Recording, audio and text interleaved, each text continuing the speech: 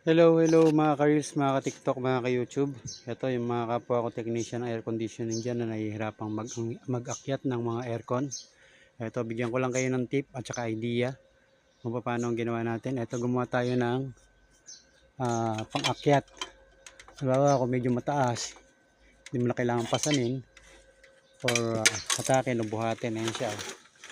Ganyan lang siya. Ayan. Ayan.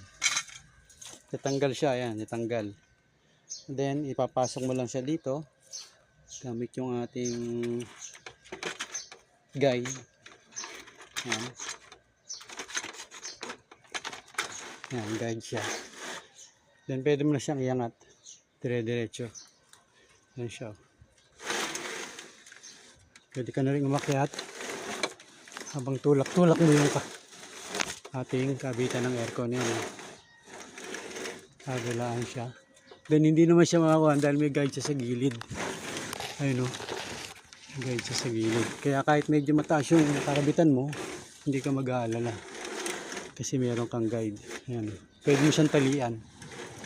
Ayan.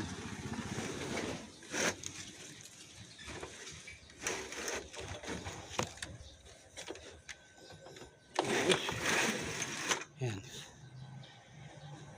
Pwede nyo siyang kopyahin o gayahin para bili lang kayo hagdan na ganyan.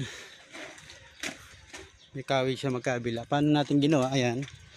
Bearing. Then yung kabilang side. Ayan. Bearing din yan. Na nakakawit naman dito. Kaya hindi siya mahahatak. Hindi siya mahahatak. Ayan. Idea lang yan para doon sa mga nag-install ng aircon na medyo mataas. Para hindi kayo nahirapan. Ayan, ganyan lang siya. Ayan.